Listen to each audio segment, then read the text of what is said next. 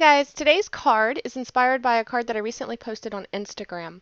A lot of you guys commented and liked it, so I thought we would start with that as our inspiration, but I would create something new for you that you hadn't seen yet. So that card had a bold chevron background with a floral wreath and a monogram in the center. So we're going to use the bold background and the florals, and we're going to create something totally new today. Instead of doing a chevron background, I've decided to do a striped background because you guys know I'm obsessed with stripes. So I'll be using the large solid stripe from our Country Charms stamp set. Now when I'm stamping a repeating background or repeating pattern, I find it easiest to stand. This allows me to see directly down over the stamp so I can see exactly where I'm placing it. Helps me to get it as straight as I can. And also, if I need to either line it up exactly on top of each other, or if I'm adding space in between, it helps me to make sure that each of the lines are evenly spaced.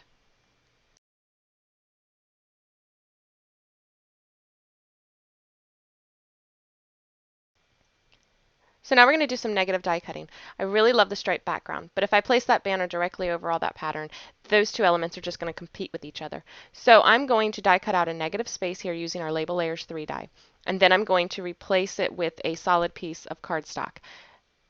I could have masked this off and then stamped it, but let's face it, I'm too lazy for that. Plus, we can now use these stripes to help us center that die and get our focal point perfectly centered. So now that we've got our panel die cut, I can go ahead and add the solid color cardstock where I need it, make sure it's in the center. I'm going to adhere this directly to the card base, and then I'm going to temporarily adhere my die cut panel onto my card base as well. And the final card, I'm going to end up putting this on foam tape, but while I'm arranging my flowers and playing with them and getting them just how I want them, I want it to be on a flat surface so that they don't keep falling over. To create the flowers, we're going to be using our Fresh Cut Floral stamp set and companion die. This is a 2- and 3-step stamping set, so each flower or leaf has a large base image, and then there are several different inner detail images that you can add to it. Great thing is each one is grouped together so you know which ones go together, but a lot of them are scaled that you can interchange them as well. So there's really a ton of different flowers that you can create, a ton of different looks. Here we're just going to be using the detail portions with the dies. I think this is a great way to get more use out of your stamp sets so that all your designs don't end up looking exactly the same.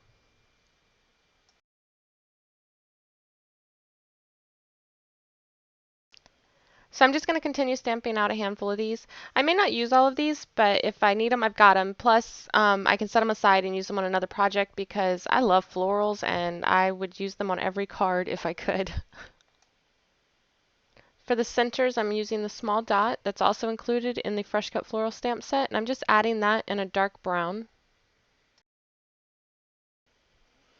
And finally, I'm just finishing up the leaves here. The leaves, I'm also just using the detail portion, the veins.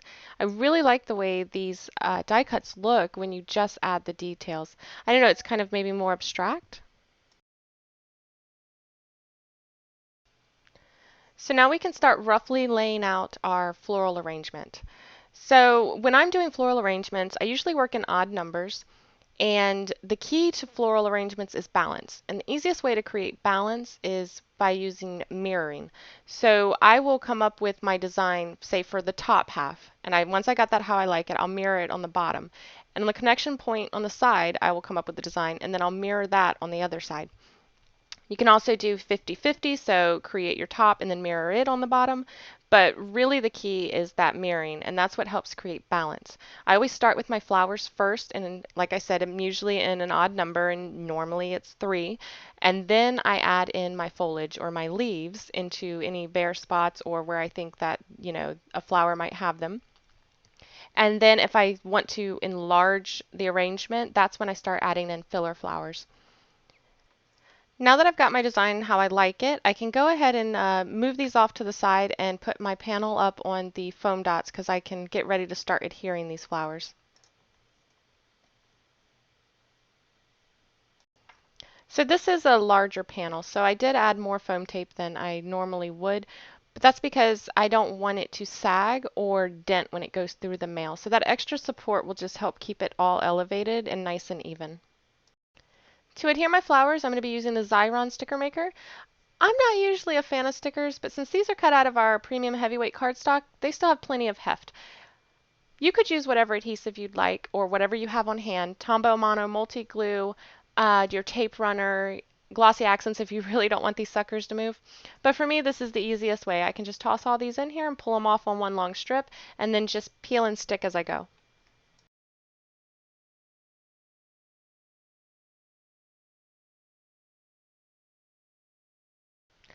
And now I can just peel these off and start adhering my florals based on the design that I decided on in my previous step. If you do use the Xyron sticker maker, you may notice that there's some adhesive around the nooks and crannies and crevices of any of your die cuts. Just use your fingernail to get rid of that.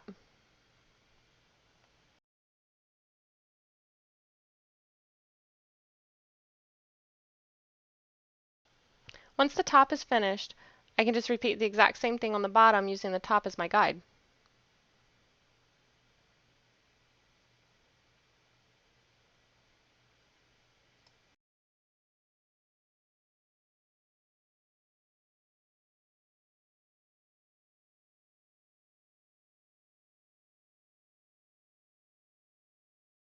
Now that our florals are done, we can set that off to the side and work on our banner. To create the banner, I've taken a piece of our white cardstock and I've cut it down to 11 inches long by half an inch wide.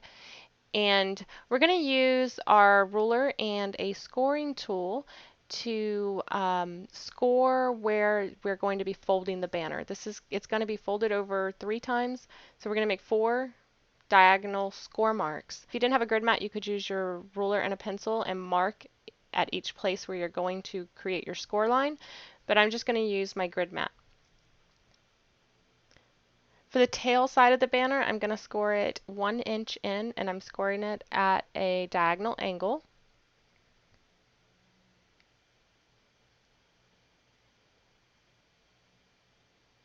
And then I'm going to move it over 2 inches and score again.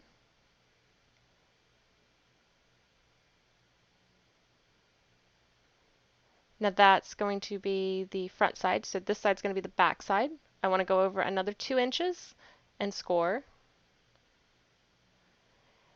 And then I think I need to do it one more time. It will have a banner, the front, the back, and this will be the front. So I will score 2 inches over again, and I'm keeping my ruler at the same angle each time. Now this is going to be the last tail, so I need to cut it 1 inch out. And here you can see I'm just double checking. Yep, so right there is the tail, and I'm just going to score where I need to cut this off. I left it longer just in case. So you'll just bend that back, bend it back at the next one. The next one you'll bend it forward, and at the final one you'll bend it back. And then you can see there how it's going to twist. So now I'm just going to use my scissors to cut off that extra bit.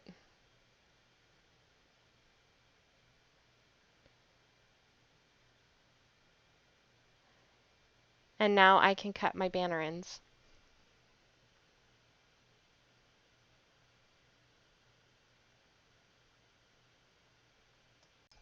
Since we're going to be embossing the backside with the gold, I'm going to go ahead and lightly mark the backside. I know that the sides with the pencil dots are where I'm going to emboss. This will also help me figure out which is the front side so I know where to stamp my sentiments. For the sentiment, I'm going to be using Truly Amazing and One of a Kind from our Written on Ribbon stamp set. And I'm going to stamp both of these on the right sides of the banner using the same color ink that we stamped our stripes in. This is where those pencil marks come in handy. To make sure you're stamping them on the right segment, flip it over and stamp on the front of the segments that don't have pencil marks on them.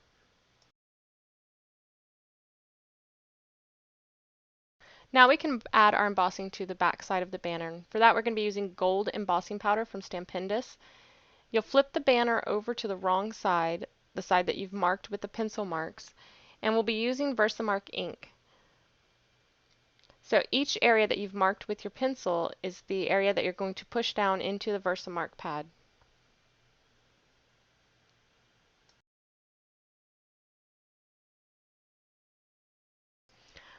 Once you got those sections covered with the Versamark, you can just start sprinkling your embossing powder over it like you normally would.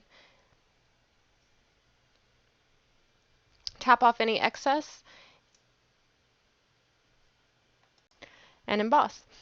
I would recommend preheating your heat tool before you start embossing the gold though. I've noticed that if I heat the metallic ones too long, it's like they lose their shiny luster and they become more dull.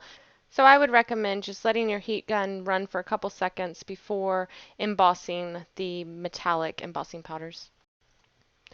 Now, you could skip the embossing part if you wanted to. It's completely optional, of course. But once you fold this banner up, I think that the gold shimmer peeking out from underneath just, I don't know, it adds a lot to the design and it's just fun. So now I'm just here looking at my placement, and I'm going to use a combination of some Tombow Mono Multi Glue and some foam adhesive to adhere this banner. I'm going to put a little piece of foam in each corner, and that's going to keep the banner from laying flat at the corners. And then I'm going to add some Tombow Mono Multi Glue on the back side of each tail to glue it down. Here you can see I'm kind of doing it in stages. I did the bottom and then I added some more foam adhesive and then I'm folding it over. This makes it a little easier to work than to try to, get glue all over the place and put it down all at once. So since this folds up on itself, it just made the most sense to me. So I'll go ahead and push these into place, and you may need to use a bone folder or something like that, or a ruler, just to hold it down until it dries. Just a couple seconds. For the finishing touches, I had a couple of those flowers left over, so I decided that I would add just a few to the corners of the banner. I think by adding some of the flowers on top of the banner, it just helps further intertwine that focal point and make it look unified. That is it for today's card. I really hope you guys enjoyed. Thank you so much for watching, and I will see you next time. Bye!